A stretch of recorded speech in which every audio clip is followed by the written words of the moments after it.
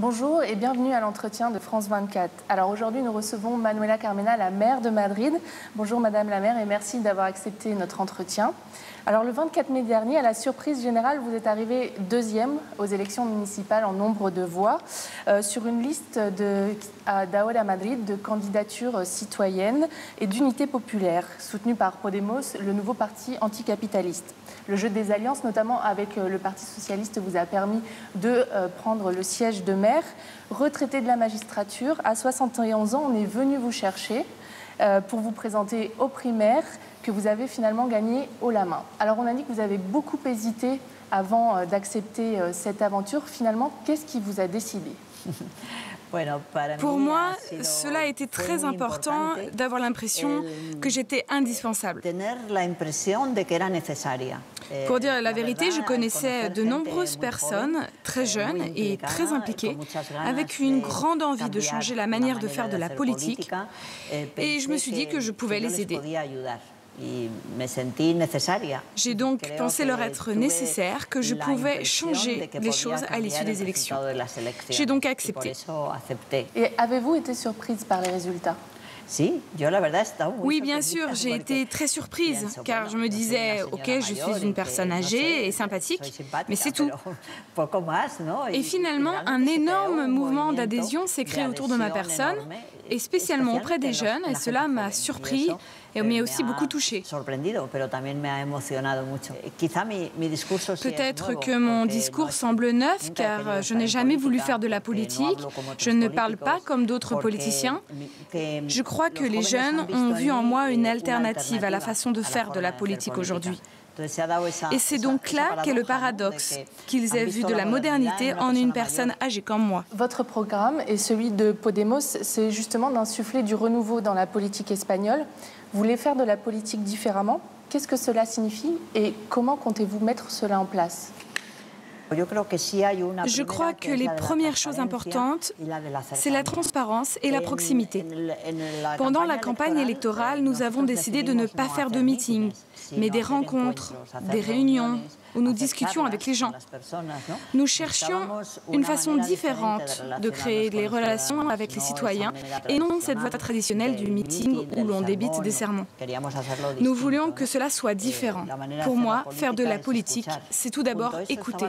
Avec cela, il y a aussi la transparence. Il faut que toutes nos actions puissent être observées comme à travers une glace. Et comment ça se traduit justement dans votre mandat au quotidien aujourd'hui ? Mon idée est de recevoir toutes les personnes qui souhaitent rencontrer la maire de Madrid. Ce matin, par exemple, j'ai reçu une association de voisins qui a un problème, mais aussi un ambassadeur et un représentant d'une banque. Je veux pouvoir recevoir tout le monde. Et ces rencontres que je fais sont sur Internet pour que tout le monde sache qui je reçois. Mais ce qui est aussi très important pour moi, c'est les rencontres dans l'espace public. J'utilise les moyens de transport que j'avais l'habitude d'utiliser. Ce matin, comme tous les matins, je suis venue en métro. Je me suis promenée dans la rue. J'ai pu parler avec les balayeurs qui nettoyaient les rues. Il est très important que le politique puisse rencontrer les citoyens dans l'espace public, que le citoyen le voit comme ce qu'il doit être, un serviteur du public, un voisin de plus qui est en charge de la gestion des problèmes de tous les citoyens. Alors, vous avez parlé de votre salaire, vous l'avez baissé, il y a eu plein de choses que vous avez faites comme vous séparer des chauffeurs, enfin ne plus utiliser de voitures de fonction. Est-ce que vous pensez que ça c'est important ou ça reste des mesures anecdotiques ? Oui, je pense que c'est important. Il est important que les politiques n'aient pas de privilèges. L'homme politique occupe une fonction, il doit se rendre disponible auprès des citoyens et pour exercer cette fonction, il a besoin de moyens, il n'y a pas de doute là-dessus. Mais les moyens doivent être justes et nécessaires pour qu'ils ne soient pas considérés comme des privilèges. Par exemple, la mairie de Madrid avait une loge privée au Théâtre Royal totalement gratuite que les cadres se répartissaient entre eux et avec leurs amis. Le premier jour où je suis arrivée dans ce bureau, là où nous sommes, j'ai décidé de renoncer à cette loge qui est un pur privilège du pouvoir. Alors, je reviens aux élections. Vous êtes deux femmes à avoir pris la tête des deux plus grosses villes d'Espagne. Donc vous ici à Madrid, Ada Colau à Barcelone, tous deux sur des listes associées à Podemos. Comment vous expliquez ce succès ? Ada Colau est une activiste et comme je le dis, c'est elle qui a vraiment inventé ces candidatures citoyennes. C'est la première qui les a créées. Elle a toujours été une activiste. Moi, je suis arrivée dans ce groupe d'activistes composé essentiellement de jeunes issus du mouvement du 15M, des indignés qui ont occupé la place Puerta del Sol. Ils ont amené une réflexion et moi, je me suis contentée de les rejoindre à leur demande. Le fait qu'il y ait deux femmes à la tête de ces candidatures et qu'ils soient arrivés à être élus démontre que nous incarnons le renouveau. Avec la nouvelle maire de Barcelone, vous avez fait du droit au logement une priorité et avez dit que vous vouliez arrêter les expulsions immobilières. Alors dans les faits, ça n'a pas été aussi simple, mais du coup, quels sont les outils que vous comptez mettre en place justement pour arrêter ou limiter ces expulsions immobilières ? Il nous a paru très important de créer un bureau dont le rôle est d'éviter les processus d'expulsion.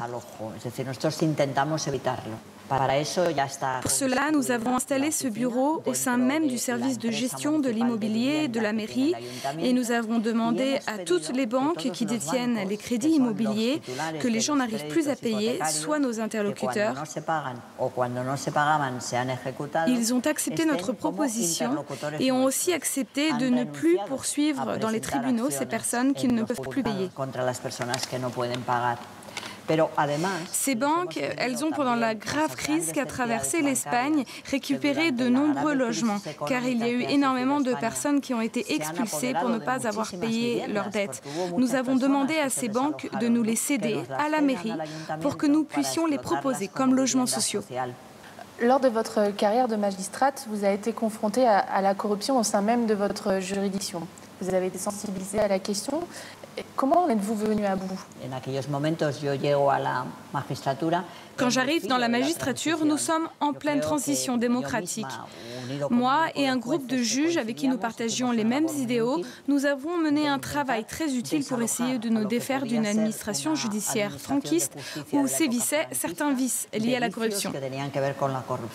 Et c'est de là qu'est venue mon insistance à ce que cette lutte soit inscrite dans notre programme pour les élections. Et maintenant, nous mettons en marche la création d'un bureau de lutte contre la fraude et un observatoire contre la corruption. Alors, les scandales de corruption ont été nombreux ces dernières années, notamment au sein du Parti populaire. Alors, pensez-vous que la corruption est endémique en Espagne ? Je crois que la corruption est partout. Mais je crois qu'un parti comme le Parti populaire, qui a mené une politique très peu transparente et qui s'est éloigné des intérêts de ce que j'appelle les grandes majorités, a eu besoin constamment de redorer son image à travers les médias.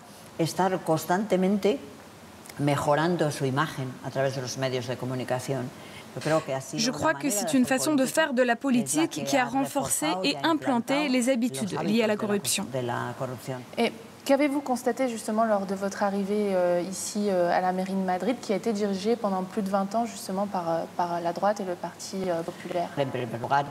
Ça fait peu de temps que nous sommes là, mais nous avons pu constater une politique de dédain, notamment envers les classes populaires, sans aucun sens de l'écoute et sans aucun objectif pour trouver des solutions aux grands problèmes des quartiers de Madrid. À Madrid, on peut voir qu'il y a deux façons de vivre.